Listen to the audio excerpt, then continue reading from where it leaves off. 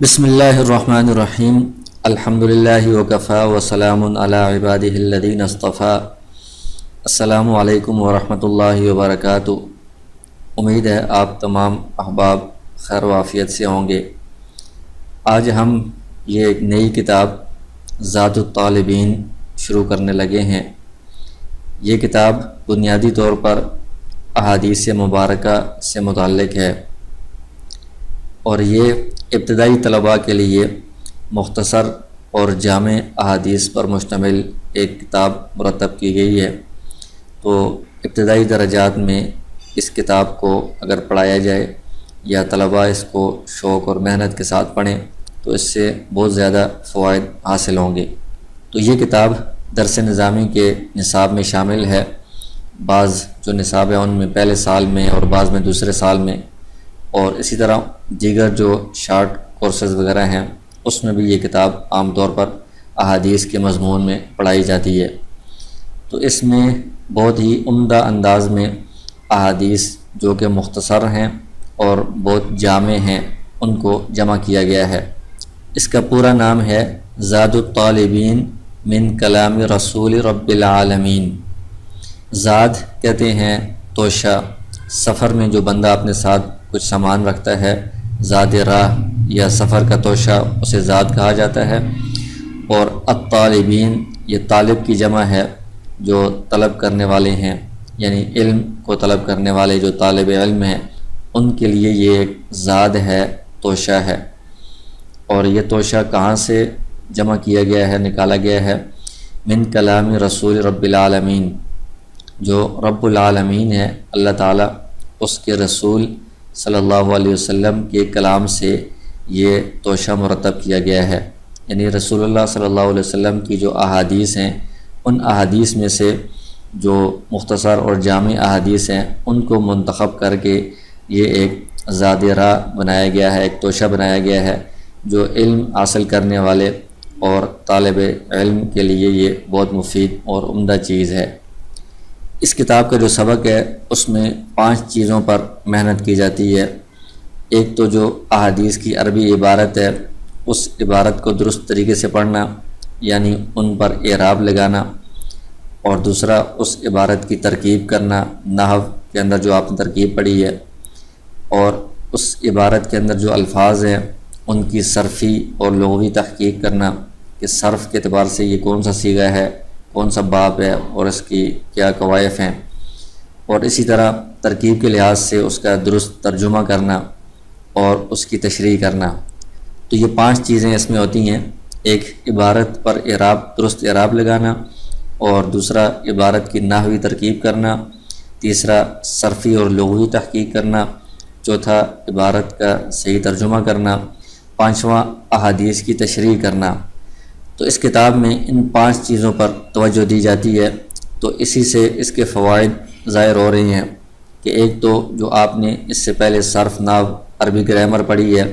اس کی اس کے اندر مشق ہو جائے گی، تمرین ہو جائے گی، اس کا اجرا ہو جائے گا۔ عبارت پر آپ اعراب لگائیں گے تو اعراب ظاہر ہے کہ نحو کے اعتبار سے ہی یہ فاعل بن رہا ہے تو مرفوع ہوگا، مبتدا بن رہا ہے تو مرفوع ہوگا، مفعول بن رہا ہے کوئی لفظ تو یہ منصوب ہوگا۔ یہ نحو کی اس کے اندر آپ کی مشق ہوگی۔ پھر نحوی کی جو ترکیب ہوتی ہے، مبتدا خبر سے مل کر جملہ اسمیہ خبریہ، فعل فاعل سے مل کر جملہ فعلیہ خبریہ، اس طرح پوری ترکیب بھی ان جملوں کی احادیث کی جاتی ہے، تو اس میں بھی نحو کی مشق ہوتی رہتی ہے، اس کا اجرا ہوتا رہتا ہے۔ اور دوسرا جو الفاظ ہیں ان کی صرفی تحقیق بھی ہوتی ہے۔ کوئی صیغہ ہے تو وہ کون سے باب سے ہے، اور اس کے اندر تعلیل ہوئی ہے تو تعلیل کیا ہوئی ہے، صیغہ کا معنی کیا بنتا ہے، اور یہ ماضی ہے، مضارع ہے، امر ہے، نہیں ہے، کون سا صیغہ ہے۔ اس طرح صرف کی بھی اس کے اندر مشق ہوتی رہتی ہے، اس کا بھی اجرا ہوتا رہتا ہے۔ اسی طرح عربی جو جملے ہیں، عربی عبارت ہے، اس کا ترکیب کو سامنے رکھتے ہوئے درست ترجمہ کرنے کی صلاحیت آپ کی پیدا ہوگی اس کتاب کو پڑھنے کے ذریعے سے۔ اسی طرح ان احادیث کی تشریح بھی کی جاتی ہے۔ تو چونکہ یہ سرکار دو عالم صلی اللہ علیہ وسلم کی ارشادات ہیں تو ان میں الفاظ اگرچہ مختصر ہیں لیکن مختصر الفاظ کے اندر بہت بڑی حکمت کی باتیں اور بڑی دانائی کی اور بڑی علمی باتیں اس کے اندر بیان ہوتی ہیں۔ تو ان کے ذریعے سے جو ابتدائی طلباء ہیں ان کی تربیت اور ان کے اخلاق کی درستگی بھی ہوگی۔ اس میں جو زیادہ تر احادیث ہیں وہ اپنی اصلاح کے لیے، اخلاق کو درست کرنے کے لیے، اپنے اعمال ٹھیک کرنے کے لیے ایسی باتوں پر مشتمل ہیں۔ تو یہ اگر ابتدائی درجات میں ابتدائی طلباء کو یہ احادیث سکھا دی جائیں، ان کو یاد کروا دی جائیں، تو یہ ان کی تربیت اور اصلاح میں بھی یہ بھرپور کردار ادا کریں گی۔ اور چونکہ یہ جملے مختصر ہیں تو یہ طلباء کے ذہنوں میں بیٹھ جاتے ہیں، طلباء ان کو یاد کر لیتے ہیں، تو آئندہ پھر ساری زندگی یہ جملے، یہ احادیث ذہن میں رہتی ہیں۔ بندہ آگے بیان کرتے ہوئے، تقریر کرتے ہوئے بھی ان کو آگے بیان کر سکتا ہے، اور اپنی اصلاح کے لیے، دوسروں کی رہنمائی کے لیے بھی ان جملوں سے، ان احادیث سے بندہ کام لے سکتا ہے۔ تو بہرحال اس کتاب کے بہت زیادہ فوائد ہیں، اور اس میں ایک اہم بات یہ ہے کہ اس میں احادیث کا جو مجموعہ جمع کیا گیا ہے وہ نحوی ترکیب کے اعتبار سے جمع کیا گیا ہے۔ مثلا جملہ اسمیہ کا عنوان ہے، اس میں وہ احادیث ہیں جو جملہ اسمیہ بنتی ہیں۔ اسی طرح وہ جملہ اسمیہ جس کے شروع میں ان آ رہا ہو، تو یہ ان حرف مشبہ بالفعل ہے، حرف مشبہ بالفعل کے اعتبار سے یہ جو احادیث ہیں وہ اس میں ایک عنوان کے تحت آ گئی ہیں۔ اسی طرح یہ جملہ فعلیہ کا عنوان ہے، تو اس میں جو احادیث ایسی ہیں کہ جملہ فعلیہ پر مشتمل ہیں وہ الگ اس میں آ گئی ہیں۔ اسی طرح افعال ناقصہ لیسا والی جو احادیث ہیں وہ الگ آ گئی ہیں۔ تو یہ اس اعتبار سے اس میں احادیث جمع کی گئی ہیں، تو ان کو سمجھنا اور اس کے اندر نحو و صرف کی مشق کرنا، تمرین کرنا، یہ بہت آسان ہو جاتا ہے۔ تو اب ہم اس کتاب کو شروع کرتے ہیں۔ سب سے پہلے یہ خطبہ ہے، بسم اللہ الرحمن الرحیم، شروع اللہ کے نام سے جو مہربان ہے، نہایت رحم کرنے والا ہے۔ تو پہلے ہم عبارت پڑھیں گے، پھر اس کا ترجمہ، اور پھر اس کے بعد جو اس کے اندر الفاظ ہیں ان کی تحقیق، لغوی اور صرفی تحقیق، پھر اس کے بعد نحوی ترکیب، اور پھر آخر میں اس کی تشریح ہوگی۔ تو عبارت اس طرح ہے، الحمد للہ الذی شرفنا علی سائر الامم برسالت من اختصہ من بین الانام بجوامع الکلم وجواہر الحکم، صلی اللہ تعالی علیہ وعلی آلہ وصحبہ وبارک وسلم، ما نطق اللسان بمدحہ ونسخ القلم، اما بعد فهذا کتاب وجیز منتخب من کلام الشفیع العزیز، اقتبسته من الكتاب اللامع الصبیح المعروف بمشکاة المصابیح، وسمیته زاد الطالبین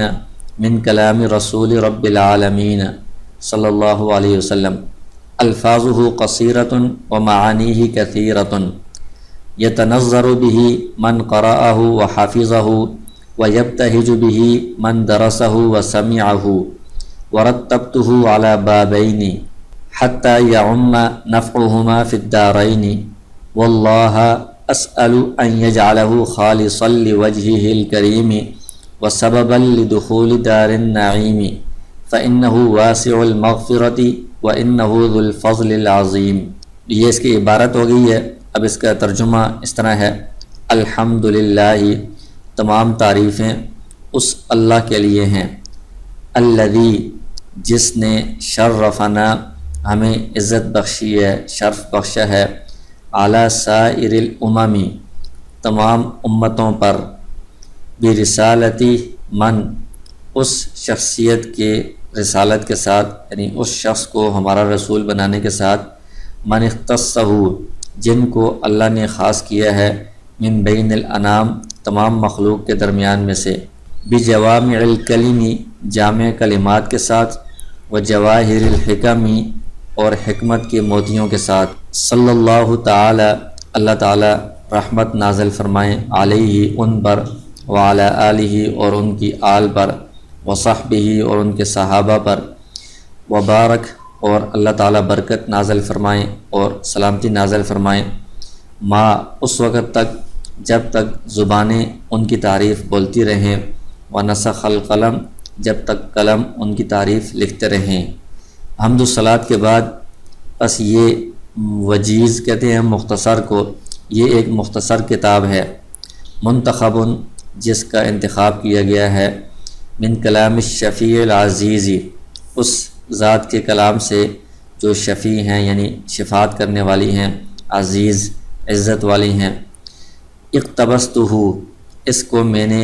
منتخب کیا ہے یا ان احادیث کو میں نے چنا ہے من الکتابی ایسی کتاب سے اللامع جو چمکنے والی ہے، الصبیح جو روشن ہے، المعروف جو کہ مشہور ہے مشکات المصابیح کے نام سے۔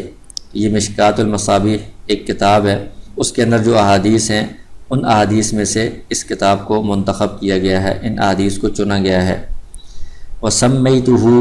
میں نے اس کا نام رکھا ہے زاد الطالبین من کلام رسول رب العالمین، یعنی یہ رب العالمین کے رسول یعنی اللہ کے رسول کے کلام میں سے یہ طلباء کے لیے ایک توشہ ہے۔ الفاظہ اس کے الفاظ قصیرۃ مختصر ہیں اور اس کے جو معانی ہیں وہ بہت زیادہ ہیں۔ یتنظر بہ سرسبز و شاداب ہوگا اس کے ذریعے سے وہ شخص قرأہ جو اس کو پڑھے گا، وہ حافظہ جو اس کو یاد کرے گا، ویبتہج بہ اور خوش ہوگا اس کتاب کے ذریعے سے من درسہ جو اس کو پڑھے گا، وسمعہ جو اس کو سنے گا۔ رتبتہ علی بابین میں نے اس کو 2 بابوں پر مرتب کیا ہے، اس کتاب کے اندر 2 باب ہیں تاکہ یعم عام ہو جائے نفعہما ان دونوں بابوں کا نفع فی الدارین دونوں جہانوں میں، دنیا اور آخرت میں ان بابوں کا فائدہ حاصل ہو جائے لوگوں کو۔ واللہ اور اللہ ہی سے اسألو میں سوال کرتا ہوں، دعا کرتا ہوں کہ بنائے اس کو خالص لوجہہ الکریم اپنی رضا کے لیے، وسبباً اور اللہ تعالیٰ اس کو بنائے سبب لدخول دار النعیم نعمتوں والے گھر میں داخلے کا، یعنی جنت میں داخلے کا سبب بنائیں۔ فإنہ بے شک وہ اللہ تعالیٰ واسع المغفرتی بہت زیادہ بخشنے والا ہے اور وہ ذو الفضل العظیم عظیم فضل والا ہے۔ یہ اس کا ترجمہ ہے۔ اس کے بعد جو اس کے اندر الفاظ ہیں ان کی لغوی اور صرفی تحقیق ہے۔ تو اس میں الحمد یہ مصدر ہے، حمد یحمد باب سمیع یسمع سے یہ استعمال ہوتا ہے۔ شرف فعل ماضی کا صیغہ ہے اور باب تفعیل صرف یصرف تصریفاً باب تفعیل سے ہے یہ۔ اور یہ امتن کی جمع ہے، قوم یا امت کو کہا جاتا ہے۔ اختص یہ باب افتعال سے ہے اور یہ مضاعف ہے، یعنی اس میں اختصاص 2 صاد تھے تو 2 حرف ایک جیسے اکٹھے ہو گئے، ان کو ملا کر ادغام کر دیا گیا ہے، اختص ہو گیا ہے۔ تو یہ ماضی کا صیغہ ہے اور واحد مذکر غائب کا صیغہ ہے۔ اور جوامع یہ جامع کی جمع ہے، الکلم کلمتن کی جمع ہے، کلمہ یا بات، جواہر جوہر کی جمع ہے، موتی،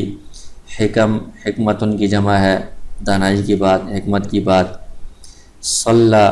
یہ باب تفعیل ہے، صلی یصلی تسلیتاً اور ناقص ہے، آخر میں اس میں صلیہ تھا، یا کو ما قبل فتح کی وجہ سے الف سے بدل دیا ہے۔ تعالی یہ باب تفاعل ہے، تعالی یا تعالی،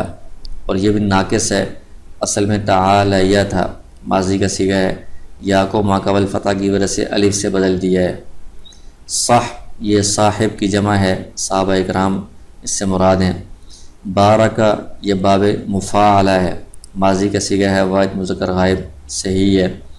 سلمہ یہ باب تفعیل ہے، سلمہ یسلم تسلیماً، ماضی کا واحد مذکر غائب کا صیغہ ہے اور وہ صحیح ہے۔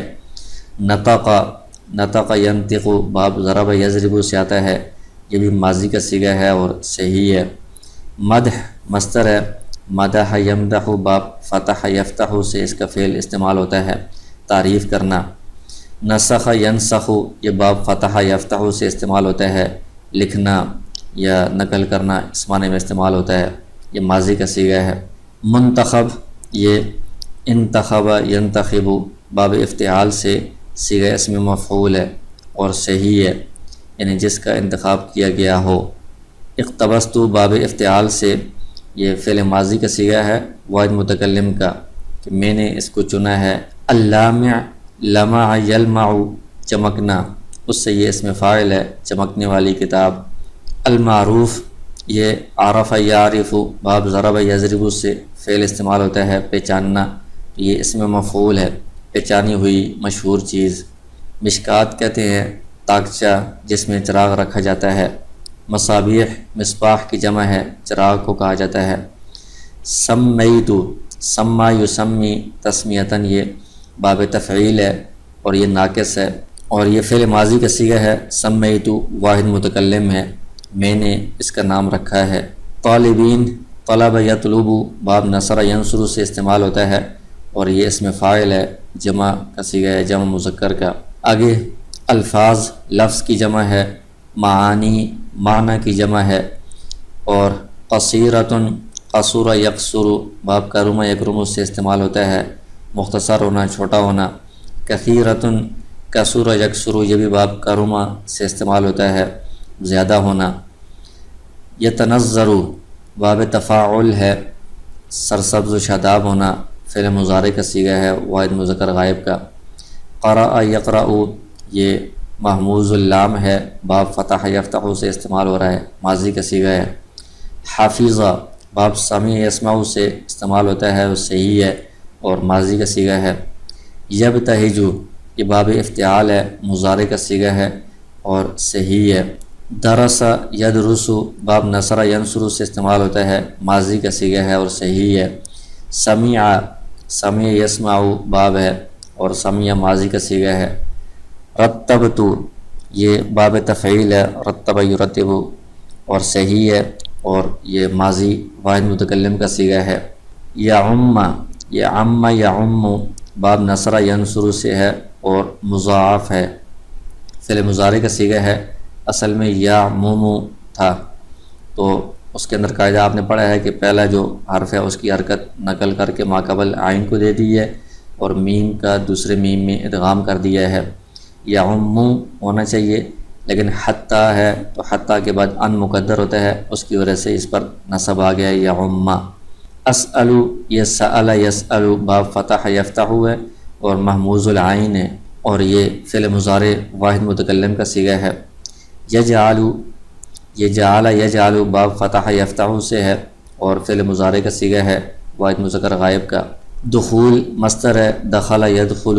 باب نصر ینصر سے استعمال ہوتا ہے اور صحیح کا یہ مصدر ہے۔ واسع یہ وسیع یسع باب سمیع یسمع سے استعمال ہوتا ہے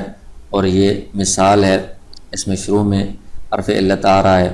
یہ واسع اس میں فاعل ہے۔ المغفرۃ یہ مصدر ہے،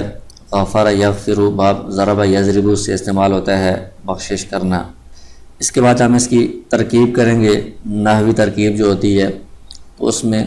الحمد مبتدا ہے، لام اس میں حرف جر ہے، لفظ اللہ موصوف ہے، آگے الذی اس میں موصول، شرف فعل ہے، اس کے اندر ضمیر اس کا فاعل ہے، نا ضمیر مفعول بہ ہے، علی حرف جر، سائری مضاف، الاممی مضاف الیہ، مضاف مضاف الیہ سے مل کر مجرور، جار مجرور سے مل کر یہ شرف فعل کے متعلق اول، یہ با پھر حرف جر ہے، رسالتی مضاف، من اسم موصولہ، اختصہ اختص فعل ضمیر فاعل، وہ ضمیر مفعول بہ، من حرف جر، بینی مضاف، الانامی مضاف الیہ، مضاف مضاف الیہ سے مل کر مجرور،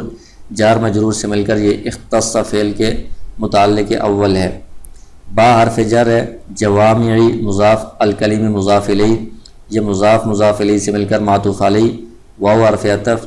جواہر الحکمی مضاف مضاف الیہ سے مل کر معطوف،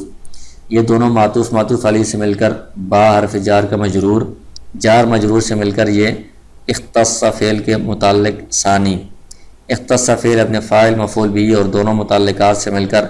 من اس میں موصول کے لیے صلہ، یہ موصول صلہ سے مل کر رسالتی مضاف کا مضاف الیہ ہے، مضاف مضاف الیہ سے مل کر یہ با حرف جر کا مجرور ہے، جار مجرور سے مل کر یہ شرف فعل کے متعلق ثانی ہے، علی سائر الاممی متعلق اول، اور یہ با سے لے کر آگے تک یہ سارا اس کا متعلق ثانی، شرف فعل اپنے فاعل مفعول بھی دونوں متعلقوں سے مل کر جملہ فعلیہ خبریہ ہو کر اس میں موصول کے لیے صلہ، الذی اس میں موصول اپنے صلہ سے مل کر یہ صفت ہے لفظ اللہ کی، لفظ اللہ موصوف اپنی صفت سے مل کر لام حرف جار کے لیے مجرور، جار مجرور سے مل کر یہ ثابتن کے متعلق ہو کر اس مبتدا کی خبر، مبتدا خبر سے مل کر جملہ اسمیہ خبریہ ہوا۔ آگے صلی فعل ہے، لفظ اللہ ذوالحال، تعالی فعل، اس کے اندر ضمیر فاعل، فعل فاعل سے مل کر یہ حال ہے لفظ اللہ کا۔ یہ اللہ تعالی جہاں پر بھی یہ لفظ آئے گا وہاں پر تعالی کو ہم حال بنائیں گے کہ اللہ اس حال میں کہ وہ بہت بلند و بالا ذات ہے۔ تو یہ ذوالحال حال سے مل کر صلی کا فاعل، علیہ یہ جار مجرور سے مل کر معطوف علیہ، واو حرف عطف، علی حرف جر، آلہ مضاف مضاف الیہ سے مل کر معطوف علیہ، واو حرف عطف، صحبہ مضاف مضاف الیہ سے مل کر معطوف۔ یہ آلہ اور صحبہ معطوف معطوف علیہ سے مل کر اس اعلیٰ کا مجرور، یہ جار مجرور سے مل کر معطوف ہے اس علیہ کا، تو یہ دونوں معطوف معطوف علیہ سے مل کر متعلق ہو جائیں گے صلی فعل کے۔ صلی فعل اپنے فاعل اور متعلق سے مل کر جملہ فعل یا خبریہ ہو کر معطوف علیہ، واو حرف عطف، یہ بارک فعل ضمیر فاعل، فعل فاعل سے مل کر یہ معطوف علیہ معطوف، واو حرف عطف، سلم فعل ضمیر اس کے اندر فاعل ہے، فعل فاعل سے مل کر معطوف، یہ تینوں صلی بارک و سلم معطوف معطوف علیہ سے مل کر جملہ معطوفہ ہوں گے۔ آگے یہ ما بمعنی ما دامہ ہے، اور نطق فعل، اللسان اس کا فاعل، با حرف جر، مدحہ مضاف مضاف الیہ سے مل کر مجرور، جار مجرور نطق فعل کے متعلق، فعل فاعل متعلق سے مل کر جملہ فعل یا خبریہ ہو کر معطوف علیہ، واو حرف عطف، نسخ القلم، نسخ فعل، القلم فاعل، فعل فاعل سے مل کر جملہ فعل یا خبریہ ہو کر معطوف، یہ دونوں جملے معطوف معطوف علیہ سے مل کر جملہ معطوفہ ہوں گے۔ آگے اما بعد ہے، اس کی مختلف طرح سے ترکیب ہوتی ہے جو آپ نحو کی کتابوں میں پڑھیں گے یا پڑھ چکے ہوں گے۔ تو ایک ترکیب اس طرح ہے، اما یہ حرف شرط ہے شرطیہ، بعد یہ مضاف ہے اور آگے محذوف ہے، الحمد والصلاۃ، بعد الحمد والصلاۃ یعنی حمد و صلاۃ کے بعد، تو الحمد والصلاۃ معطوف معطوف علیہ سے مل کر اس کا مضاف الیہ، یہ مضاف مضاف الیہ سے مل کر یہ ظرف بنے گا، مفعول فی بنے گا یکن فعل محذوف کا، یکن یہاں پر یہ فعل تام ہوگا، فعل ناقص نہیں ہوگا، یکن فعل ہے اس کے اندر ضمیر فاعل ہے اور یہ اس کا مفعول فی، فعل فاعل مفعول فی سے مل کر یہ شرط اور آگے یہ جملہ جزا ہوگا، فا جزائیہ ہے، ھذا اس میں اشارہ مبتدا، کتاب موصوف، وجیز اس کی صفت اول ہے، منتخب صیغہ اسم مفعول ہے، من حرف جر، کلام مضاف، الشفیعی موصوف، العزیز صفت، موصوف صفت سے مل کر یہ کلام کا مضاف الیہ ہے، مضاف مضاف الیہ سے مل کر مجرور، جار مجرور یہ منتخب صیغہ اسم مفعول کے متعلق ہوگا، صیغہ اسم مفعول اپنے نائب فاعل اور متعلق سے مل کر یہ کتاب ان کی دوسری صفت ہے، کتاب موصوف اپنی دونوں صفات سے مل کر ھذا مبتدا کی خبر، مبتدا خبر سے مل کر جملہ اسمیہ خبریہ ہو کر اس شرط کے لیے جزا، شرط جزا سے مل کر جملہ شرطیہ جزائیہ ہوگا۔ آگے اقتبست فعل ہے، اس کے اندر ضمیر فاعل، وہ ضمیر مفعول بہ ہے، من حرف جار، الکتابی موصوف، اللامع اس کی صفت اول ہے، الصبیح صفت ثانی، المعروف صیغہ اسم مفعول ہے، با حرف جر، مشکات المصابیح مضاف مضاف الیہ سے مل کر مجرور، جار مجرور یہ المعروف صیغہ اسم مفعول کے متعلق، یہ اپنے متعلق سے مل کر کتاب کی صفت ثالث، کتاب موصوف اپنی تینوں صفات سے مل کر مجرور، جار مجرور اقتبست فعل کے متعلق، فعل فاعل مفعول بھی اور متعلق سے مل کر جملہ فعلیہ خبریہ ہوا۔ آگے سمیت فعل ہے، اس کے اندر ضمیر فاعل ہے، وہ ضمیر مفعول بھی اول ہے، زادہ مضاف، الطالبین مضاف الیہ ہے، یہ زادہ طالبین مضاف مضاف الیہ سے مل کر موصوف، من حرف جر ہے، کلامی مضاف، رسولی مضاف الیہ مضاف، ربی مضاف الیہ مضاف، العالمین مضاف الیہ، یہ سارے مضاف مضاف الیہ سے مل کر مجرور، جار مجرور یہ ثابتاً کے متعلق ہو کر زادہ طالبین موصوف کی صفت، یہ موصوف صفت سے مل کر سمیتو فعل کے لیے مفعول بھی ثانی، فعل اپنے فاعل اور دونوں مفعولوں سے مل کر جملہ فعلیہ خبریہ ہوگا۔ آگے الفاظہ مضاف مضاف الیہ سے مل کر مبتدا، قصیرۃ خبر،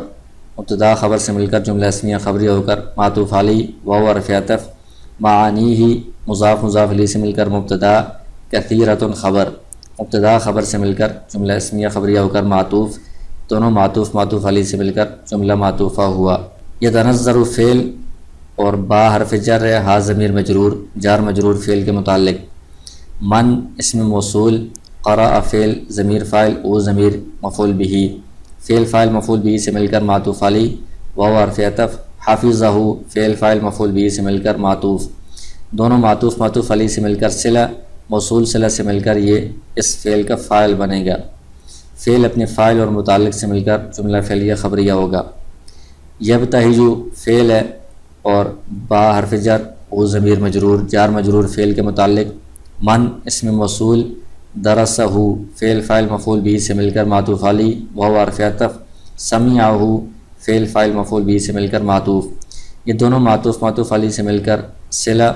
موصول صلہ سے مل کر یہ یبتہجو کا فاعل، فعل فاعل اور متعلق سے مل کر جملہ فعلیہ خبریہ ہوا۔ رتبتہ فعل ضمیر اس کے اندر فاعل ہے، وہ ضمیر مفعول بہ ہے، اعلیٰ حرف جر، بابینی مجرور ہے، جار مجرور یہ فعل کے متعلق ہے، حتی یہ پھر حرف جر ہے، اس کے بعد ان ناصبہ مقدر ہے، یعم فعل، نفعہما مضاف مضاف علیہ سے مل کر اس کا فاعل، فی الدارین جار مجرور سے مل کر یعم کے متعلق، فعل اپنے فاعل اور متعلق سے مل کر جملہ فعلیہ خبریہ ہو کر یہ مصدر کی تعویل میں ہو کر حتی حرف جار کے لیے مجرور، جار مجرور سے مل کر یہ رتبتہ فعل کے متعلق ثانی، فعل اپنے فاعل اور دونوں متعلقات سے مل کر جملہ فعلیہ خبریہ ہوا۔ آگے لفظ اللہ مفعول بہ مقدم ہے، اللہ ہم نے اس کو پڑھا ہے، یہ اسألو کا مفعول بہ مقدم ہے، اسألو فعل اس کے اندر ضمیر فاعل ہے، ان یجعل ان یہ مصدریہ ناصبہ ہے، یجعل فعل ضمیر فاعل، وہ ضمیر مفعول بہ اول، خالصاً یہ صیغہ اسم فاعل ہے، لام حرف جر، وجہی یہ مضاف، ضمیر مضاف الیہ، مضاف مضاف الیہ سے مل کر موصوف، الکریمی صفت، موصوف صفت سے مل کر یہ مجرور، جار مجرور یہ خالصاً صیغہ اسم فاعل کے متعلق، یہ اپنے متعلق سے مل کر معطوف علیہ، واو حرف عطف، سبباً یہ صیغہ صفت ہے، صفت مشبہ، لام حرف جر، دخولی مضاف، داری مضاف الیہ مضاف، النعیم مضاف الیہ، یہ مضاف مضاف الیہ سے مل کر مجرور بنیں گے، جار مجرور سبباً صیغہ صفت کے متعلق، سبباً اپنے متعلق سے مل کر معطوف ہے، خالصاً کے اوپر اس کا عطف ہے، یہ دونوں معطوف معطوف علیہ سے مل کر یجعل فعل کے دوسرا مفعول بھی بن جائیں گے، تو یجعل فعل اپنے فاعل اور دونوں مفعولوں سے مل کر جملہ فعلیہ خبریہ ہو کر یہ مصدر کی تعویل میں ہو کر اسألو فعل کے لیے مفعول بھی بن جائے گا۔ اسألو فعل اپنے فاعل اور مفعول بھی مقدم اور بعد والا جو مفعول بھی ہے ان دونوں مفعولوں سے مل کر جملہ فعلیہ خبریہ ہوا۔ آگے ان حرف مشبہ بالفعل ہے، وہ ضمیر اس کا اسم ہے، واسع المغفرتی مضاف مضاف الیہ سے مل کر اس کی خبر ہے، حرف مشبہ بالفعل اپنے اسم اور خبر سے مل کر جملہ اسمیہ خبریہ ہو کر معطوف علیہ، واو حرف عطف، ان حرف مشبہ بالفعل وہ ضمیر اس کا اسم ہے، ذو مضاف، الفضل موصوف، العظیم صفت، موصوف صفت سے مل کر مضاف الیہ، مضاف مضاف الیہ سے مل کر ان حرف مشبہ بالفعل کے لیے خبر، حرف مشبہ بالفعل اپنے اسم اور خبر سے مل کر جملہ اسمیہ خبریہ ہو کر معطوف، یہ معطوف معطوف علیہ سے مل کر جملہ معطوفہ ہوا۔ اس کے بعد اس کی تشریح ہے، تو یہ شروع میں خطبہ ہے، اس کے اندر شروع میں حمد و صلات ہے کہ تمام تعریفیں اللہ تعالیٰ کے لیے ہیں، اور پھر اللہ کی صفات بیان کی ہیں کہ اللہ تعالیٰ نے ہمیں ساری امتوں پر اعزاز بخشا ہے، فضیلت بخشی ہے، کس طرح کہ ہماری طرف ایسے رسول مبعوث فرمائے ہیں جن کو اللہ تعالیٰ نے پوری دنیا کے انسانوں میں سے مختص کیا ہے، خاص کیا ہے، کس بات میں کہ ان کو اللہ تعالیٰ نے جوامع الکلم عطا کیے ہیں، ایسے جامع کلمات کہ جن کے الفاظ مختصر ہوں لیکن ان کے اندر معانی کا بہت بڑا ذخیرہ پوشیدہ ہو، ان کو جوامع الکلم کہا جاتا ہے۔ وجواہر الحکم اور حکمت برے موتی، یعنی ایسی احادیث جس میں حکمت کے موتیوں جیسی باتیں ہوتی ہیں، تو ایسے کلمات اور ایسی احادیث کے ساتھ جس رسول کو اللہ تعالیٰ نے خاص کیا ہے، تمام مخلوقات میں سے چنا ہے، وہ رسول اللہ تعالیٰ نے ہمیں عطا کیا ہے، تو یہ ہمارے لیے اللہ تعالیٰ کا بڑا اعزاز ہے، اللہ نے ہمیں یہ شرف بخشا ہے۔ تو اس اللہ کی ذات کے لیے تمام تعریفیں ہیں، ہم اس کی تعریف بیان کرتے ہیں۔ یہ حمد ہے، آگے صلاۃ ہے، اللہ تعالیٰ درود نازل فرمائے اس پیغمبر پر اور ان کی آل پر اور ان کے صحابہ پر، اور برکت اور سلامتی نازل فرمائے جب تک نطق اللسان بمدحہ، یہ ہمارے جو صلاۃ اور سلام ہے یہ اس وقت تک جاری رہے جب تک زبانیں ان کی تعریف میں بولتی رہیں، یعنی قیامت تک جب تک زبانیں بولتی رہیں گی تب تک ہماری طرف سے یہ صلاۃ و سلام ان پر نازل ہوتا رہے۔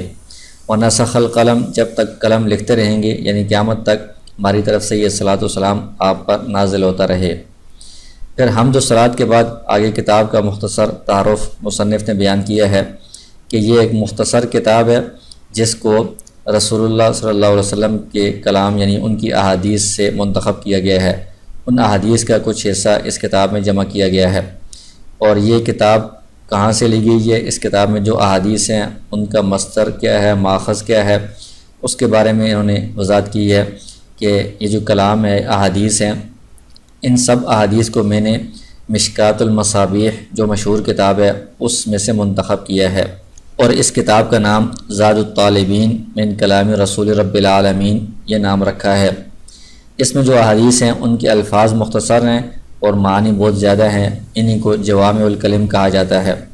تو آگے حدیث کے اندر جس طرح دعا دی گئی ہے کہ جو بندہ احادیث کو سنے اور پڑھے یاد کرے اس کو اللہ تعالیٰ سرسبز و شاداب رکھے، اس دعا کا ذکر ہے کہ اس کتاب میں جو احادیث ہیں ان کو جو پڑھے گا یاد کرے گا وہ سرسبز و شاداب رہے گا اس حدیث کی دعا کی وجہ سے۔ اسی طرح جو اس کا درس دے گا یا درس لے گا، ان کو سنے گا، وہ اللہ تعالیٰ کی طرف سے خوش ہوگا، اس کو خوشیاں نصیب ہوں گی۔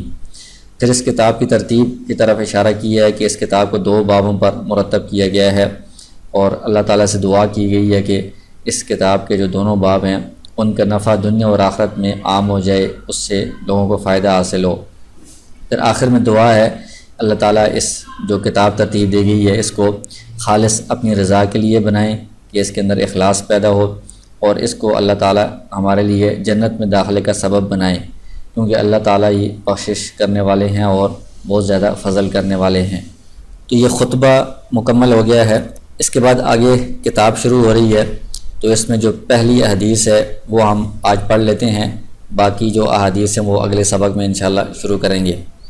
تو جیسا کہ خطبے میں آپ نے پڑھا ہے کہ اس میں 2 باب ہیں، ان میں سے یہ پہلا باب ہے الباب الاول، پہلا باب فی جوامع الکلم و منابع الحکم والمواعظ الحسنتی، پہلا باب ان احادیث کے بارے میں ہے جو جامع کلمات ہیں،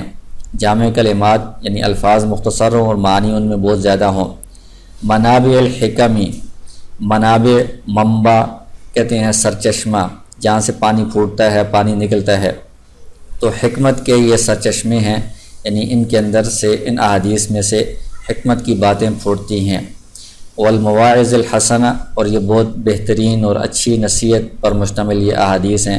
یہ اس باب میں جمع کی گئی ہیں۔ تو پہلی حدیث ہے قال النبی صلی اللہ علیہ وسلم انما الاعمال بالنیات وانما لامرئ ما نوى فمن كانت ہجرته الى اللہ ورسولہ فہجرته الى اللہ ورسولہ ومن كانت ہجرته الى دنیا یصیبها او امرأة یتزوجها فہجرته الى ما ہاجر الیہ۔ تو یہ اس حدیث کی عبارت ہے۔ اب اس کا ترجمہ اس طرح ہے، نبی صلی اللہ علیہ وسلم نے فرمایا انما الاعمال بالنیات، کہ اعمال کا دار و مدار نیتوں پر ہوتا ہے، اور ہر شخص کے لیے ما وہی ہے نوا جس کی اس نے نیت کی ہوگی۔ فمن کانت، پس وہ شخص کہ ہو اس کی ہجرت اللہ و رسول، اللہ اور اس کے رسول کی رضا کے لیے، تو فہجرتہ، تو اس کی ہجرت اللہ اور اس کے رسول کے لیے ہی شمار ہوگی۔ اور وہ شخص کہ ہو اس کی ہجرت دنیا کی طرف، کہ وہ دنیا کو حاصل کر لے، او امرأۃ، یا کسی عورت کی طرف کہ وہ اس سے نکاح کر لے، فہجرتہ، تو اس کی ہجرت اسی چیز کی طرف شمار ہوگی جس کی طرف اس نے ہجرت کی ہے۔ اس کے بعد جو اس میں الفاظ ہیں ان کی ہم لغوی اور صرفی تحقیق کر لیتے ہیں۔ اس میں قال، یہ قال یقول باب نصر ینصر سے فعل ماضی کا صیغہ ہے اور واحد مذکر غائب کا صیغہ ہے۔ یہ اجوف ہے، اصل میں قولا تھا، واو متحرک ہے، ما قبل فتح کی وجہ سے اس کو الف سے بدل دیا ہے، قال ہو گیا ہے۔ الاعمال، یہ عمل کی جمع ہے، عمل عامل یعمل، سمیع یسمع سے استعمال ہوتا ہے کام کرنا۔ نیات، یہ نیتن کی جمع ہے، نیت کرنا، دل سے ارادہ کرنا۔ نوا، نوا ینوی، یہ باب ضرب یضرب سے استعمال ہوتا ہے اور یہ لفیف ہے، لفیف مقرون۔ تو یہ اصل میں نوا یا تھا اور یا ما قبل فتح کی وجہ سے اس کو الف سے بدل دیا ہے، نوا ہوا ہے۔ یہ فعل ماضی کا صیغہ ہے، واحد مذکر غائب۔ آگے ہجرت، حجر یہجر کا مطلب ہوتا ہے چھوڑنا، باب نصر ینصر سے استعمال ہوتا ہے، علاقے کو چھوڑنا یا کسی کو چھوڑنا، اس کے لیے ہجرت کا لفظ استعمال ہوتا ہے۔ اور یصیب، یہ اصاب یصیب باب افعال سے ہے، یہ فعل مضارع کا صیغہ ہے، واحد مذکر غائب کا صیغہ ہے اور یہ اجوف ہے۔ آگے یتزوج، یہ باب تفاعل ہے، تزوج یتزوج فعل مضارع کا صیغہ ہے اور واحد مذکر غائب کا صیغہ ہے۔ آگے ہاجر، یہ باب مفاعلہ ہے، فعل ماضی واحد مذکر غائب کا صیغہ ہے، ہاجر یہاجر مہاجرتن اور یہ صحیح میں سے ہے۔ اس کے بعد ہم اس کی ترکیب کر لیتے ہیں، نحوی ترکیب۔ الباب الاول، موصوف صفت سے مل کر مبتدا ہے، فی حرف جر، جوامع الکلم، مضاف مضاف الیہ سے مل کر معطوف علی، واو حرف عطف، منابع الحکم، مضاف مضاف الیہ سے مل کر معطوف علی معطوف، واو حرف عطف، المواعظ موصوف، الحسنہ صفت، موصوف صفت سے مل کر معطوف، یہ تینوں معطوف معطوف علی سے مل کر مجرور، جار مجرور ثابت ان کے متعلق ہو کر اس کی خبر، مبتدا خبر سے مل کر یہ جملہ اسمیہ خبریہ ہوگا۔ آگے یہ قال فعل ہے، النبی اس کا فاعل ہے اور صلی اللہ علیہ وسلم کی الگ ترکیب ہوتی ہے، صلی فعل، لفظ اللہ فاعل، علیہ جار مجرور فعل کے متعلق، فعل فاعل متعلق سے مل کر معطوف علی، واو حرف عطف، سلم فعل ضمیر فاعل، فعل فاعل سے مل کر معطوف، معطوف معطوف علی سے مل کر یہ جملہ معطوفہ جملہ معترضہ ہے۔ اور اس کی ترکیب آگے اس پوری حدیث کے ساتھ ہوگی، قال فعل النبی فاعل، آگے یہ سارا مقولہ بنے گا۔ انما، یہ کلمہ حصر ہے، الاعمال مبتدا، با حرف جر، النیاتی یہ مجرور ہے، جار مجرور سے مل کر یہ متعلق ہوگا معتبرۃ صیغہ اسم مفعول کے، معتبرۃ صیغہ اسم مفعول اپنے نائب فاعل اور متعلق سے مل کر اس کی خبر، یعنی اعمال کا اعتبار ہوتا ہے نیتوں پر، یہ مبتدا خبر سے مل کر جملہ اسمیہ خبریہ ہوگا۔ آگے پھر انما کلمہ حصر ہے، لامرئ اس میں لام حرف جر ہے، امرئ مجرور، جار مجرور سے مل کر ثابت ان کے متعلق ہو کر یہ خبر مقدم، ما موصولہ، نوا فعل ضمیر فاعل، فعل فاعل سے مل کر صلہ، موصول صلہ سے مل کر مبتدا مؤخر، مبتدا خبر سے مل کر یہ جملہ اسمیہ خبریہ ہوگا۔ آگے فا تفصیلیہ ہے، جو پیچھے بات آئی ہے اس کی تفصیل بیان کر رہے ہیں۔ من موصولہ ہے، کانت فعل ناقص، ہجرتہ مضاف مضاف الیہ سے مل کر اس کا اسم،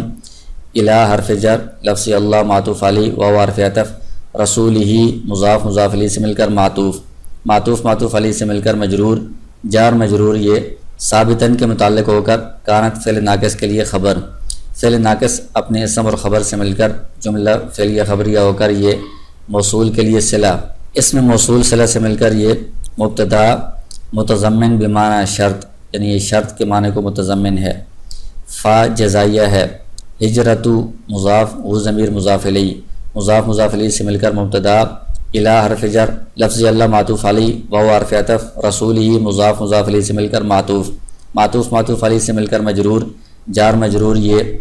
معتبرۃ کے متعلق ہو کر اس کی خبر، مبتدا خبر سے مل کر جملہ اسمیہ خبریہ ہو کر یہ اس مبتدا کے لیے خبر، اور یہ شرط کے معنی کو متضمن تھا تو یہ خبر جزا کے معنی کو متضمن ہوگی۔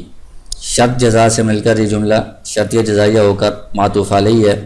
آگے من پھر موصولہ ہے اور شرط کے معنی کو متضمن ہے، کانت فعل ناقص، ہجرتہ مضاف مضاف علیہ سے مل کر کانت فعل ناقص کا اسم،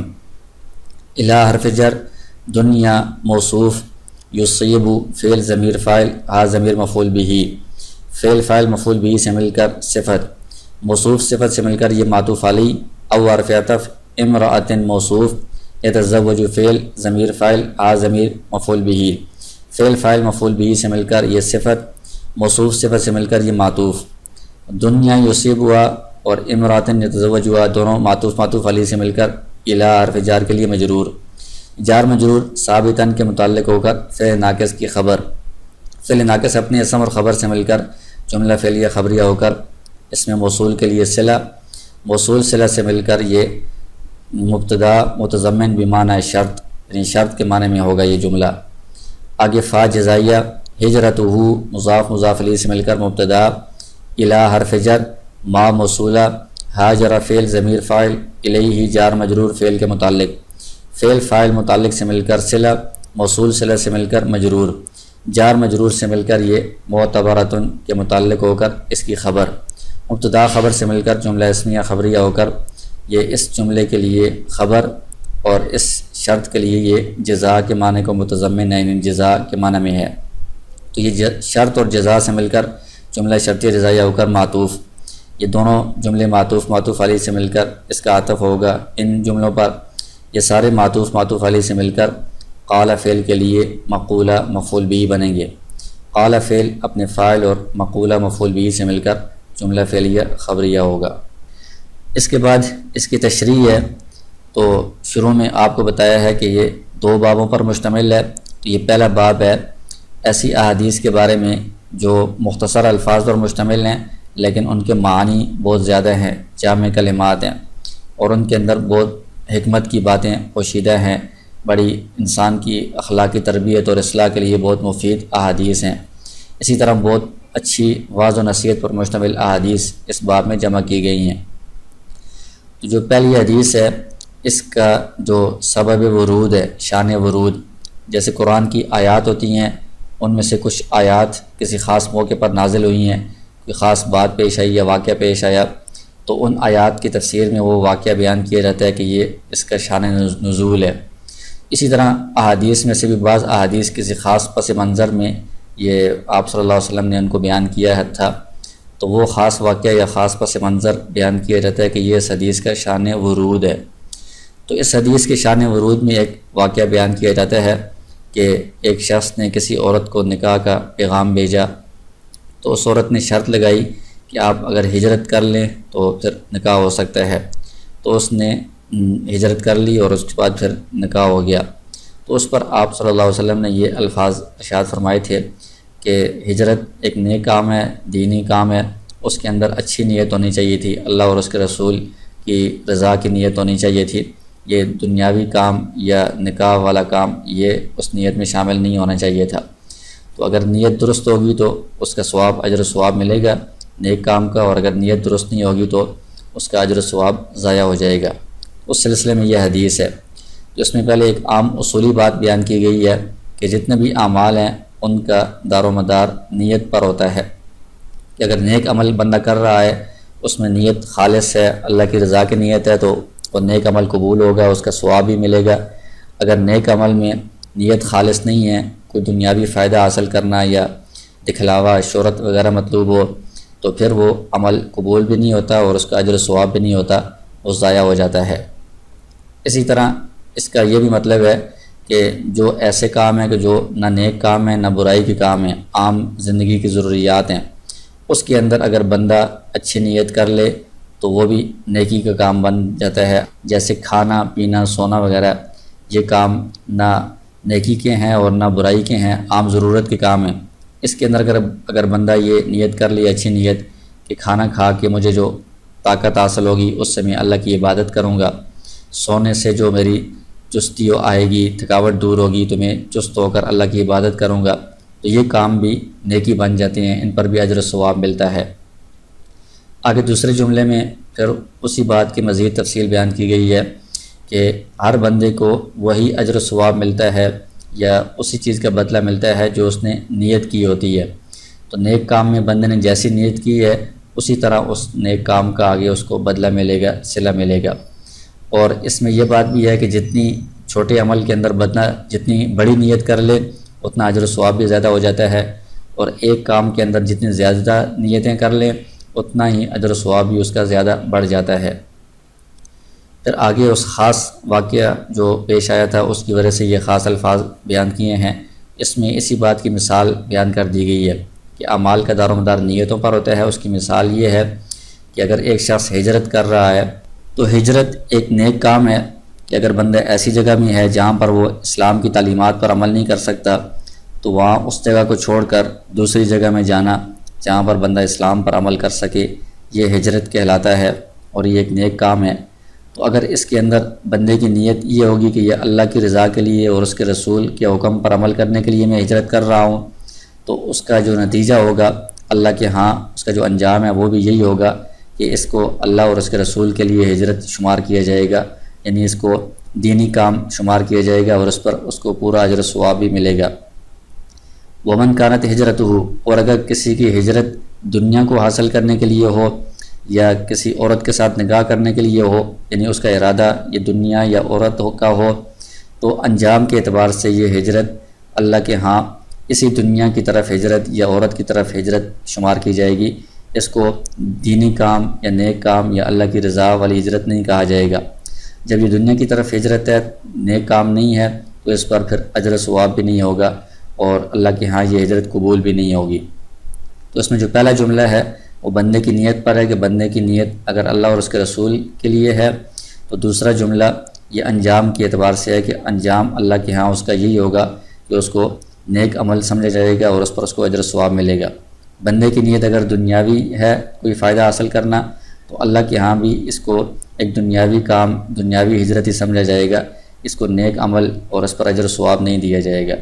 تو یہ پہلی حدیث ہے، یہ نیت سے متعلق اس کتاب کے اندر ذکر کی ہے، اور اکثر جو احادیث کی کتابیں ہیں ان میں سب سے پہلے اسی حدیث کو لایا جاتا ہے۔ اس کا مقصد یہ ہے کہ یہ ہم جو کتاب شروع کر رہے ہیں یا کوئی بھی نیک کام شروع کر رہے ہیں تو اس سے پہلے ہمیں اپنی نیت کو دیکھ لینا چاہیے کہ ہم اللہ کی رضا کے لیے اور آخرت میں کامیابی حاصل کرنے کے لیے، جنت کو حاصل کرنے کے لیے نیک کام کر رہے ہیں۔ تو نیت درست کرنے کے لیے شروع میں اس حدیث کو بیان کیا گیا ہے۔ تو اس سبق میں آپ نے یہ کتاب کا خطبہ اور ایک حدیث پڑھ لی ہے۔ اس میں 5 چیزیں ہیں جیسے کہ شروع میں آپ کو بتایا ہے۔ ایک تو جو عربی عبارت ہے اس پر اعراب لگانے ہیں، اس کا ترجمہ کرنا ہے، اس میں جو الفاظ ہیں ان کی صرفی لغوی تحقیق کرنی ہے، اور ساری عبارت کی نحوی ترکیب کرنی ہے، اور آخر میں اس کی تشریح کرنی ہوتی ہے۔ تو ان 5 چیزوں کے ساتھ یہ کتاب انشاءاللہ آگے بھی آپ پڑھیں گے۔ تو ابھی یہ خطبہ اور جو پہلی حدیث ہے اس کو آپ اچھی طرح ان 5 چیزوں کے ساتھ یاد کر لیں، پھر انشاءاللہ اگلے سبق میں اگلی احادیث شروع ہوں گی۔